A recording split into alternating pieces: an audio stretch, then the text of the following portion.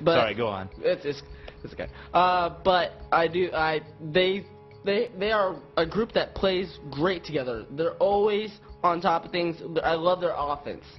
Always well composed. Yeah. The thing about England is so many of their players are in their leagues, the club teams, like that you always hear about. Liverpool. I mean, I can't even think of some of them. They're all major leaders, I will say that. Yeah, Liverpool. What am I? Chelsea. There we go. Chelsea, Manchester United, Manchester City. I mean, all these teams from England. A lot of their players are on those teams and play together. So they're definitely very good with very good chemistry, as you said. Also, we should probably note that the United States is in this particular group, Group C, and when the draw was picked several months ago, I know a lot of the commentators and stuff said this is a great group for the United States to be in, because in addition to those two, United States is trying to make themselves one of the more upper-tier soccer countries. And so we have a couple of weaker teams in this particular group, Algeria and Slovenia, both of which are outside the top 30. So look for United States to try to assert themselves. They play England first here in this in the first group play round. And look for them to try and upset England and just take that confidence and roll over Algeria and Slovenia. So, do you think Slovenia or Algeria even have a chance in this? Not really. I think Slovenia could pull some upsets, especially if the United States gets beaten by England. I feel like that'll crush United States' confidence, and then Slovenia could pick them up. They're ranked 35th in the SPI rankings. So they're not too far. They're not too bad. So I could see them pulling an upset, even on England, if England gets if they get a little too ahead of themselves with their if they win against United States. Algeria, I'm not sure if they have a chance. Their defense is just too weak. They have a really good offense, though, as most of the African teams do, but they just can't keep the ball out of the net on their defense. So I think their goalie is fresh too. He's been maybe playing 3 years. So yeah, he's a younger guy. So experience. So yeah. So that's Group C. So you chose, who did you have in Group C? I had my England. C1 as England, C2 as United States. Okay, same here. So, I mean, a lot of the guys here in the Feed Live studio chose the United States as number 1, and Mr. Nick Olson had the United States going all the way, which, if they get enough confidence, there's no telling what they can do. Nick's been comparing them to Butler this entire time. He chose Butler to go all the way in the NCAA basketball tournament, and they almost made it there. So why not choose your favorite team to win it all? It could always happen. You never know. That's why they play the game, right, James? Yeah. So moving on, let's go to Group D. Group D is a pretty. It's They're close, pretty. They're all together, like close together somewhat. It's pretty divided though, because you have two teams in the top 10 in Germany and Serbia. Both are, as I said, within the top 10. Serbia is number 9, and Germany is ranked 6th. So we should look to see both of those teams asserting their control on these other two weaker teams. Yes. It's got Australia and Ghana in there with them. And Australia is ranked 25th, so they're getting kind of a harder draw here, because they have to compete against 2 top 10 teams. Whereas in some of those the Group of Life or a couple of those other groups, they could have been the sure number 2 spot. So Australia. Sorry, Australians. Sorry, Chris Ace 2, our big fan out there, Chris Ace 2. Sorry for Australia. And Ghana, although Ghana is a pretty good defensive African team, unlike the other African teams, yes. they struggle on offense. So they don't have key players to bring in that in.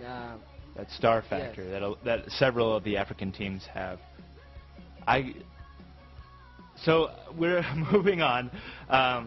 Germany and Serbia are my two. I actually have Serbia as my number one coming out of here, my number one pick overall, or number one team coming out of here. Mm-hmm. And as Germany is getting older.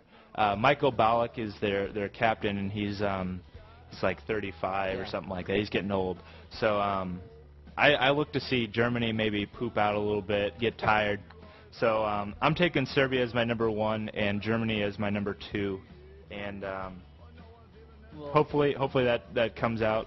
And for Chris Ace2's sake, hopefully Australia can pull an upset on either Serbia or Germany and get into the actual tournament out of group play. So sorry, go ahead. I'm actually the opposite of you. I have Germany as my number one and Serbia as my number two. I do believe Serbia will probably have maybe an upset on Germany, just because of the fact that they're younger. But I believe during the tournament that that leadership of all their players, their experience, will take over and give them a good push to the finals, or at least the semifinals, I believe. Actually, Serbia also has some older players too. Actually, their captain is getting old as well. I just didn't. I kind of wanted to leave that out. But their captain actually came out of retirement and just to come back and play one more FIFA Cup. So he wanted to come back because this is the first time that they've been an independent country when the World Cup has come around. So or they've made it. This is the first time they've been an independent country and made it to the World Cup. Sorry, that's a lot of pride. So definitely look for a lot of support for them in this upcoming World Cup. So we chose ours from Group D. What do you guys think? Be sure to chat in with that. And moving on to Group E. Group E is where I have my champion here. This has my overall FIFA World Cup champion, the Netherlands. No. I'm choosing the Netherlands to go all the way. They actually just had a friendly this past week and dominated them 6-1. I think it might have been New Zealand or Australia or one of those teams that they played and just destroyed them. So 6-1. There was a couple of those plays were in the top plays for Sports Center, and Australia is just an overall. Netherlands are just an overall strong team, defensive, offensive. They have both sides of it covered. So who else do you have coming out of this group? Because I know you have the Netherlands coming. I have Cameroon. My bad. No, you're cool. Yeah. They're seated at 25th. So it's going to be a roughy start because I believe they're an African country, I believe. Or yeah. They have the offense, unlike I can't think. Ghana. Unlike Ghana. So I'm just expecting not much defense. I expect a lot of scoring to be done in their goal. But their group is not stacked. Yeah. So I believe that's the only reason that I have them going to the next round. Okay. I agree. I chose Cameroon. They're pretty solid overall team. Although they do allow a lot of goals, as you said, they have a strong offense to make up for it. However, Denmark is also in this group, and that could cause some trouble because Denmark is actually ranked higher than they are. They're ranked 20th in the SPI rankings.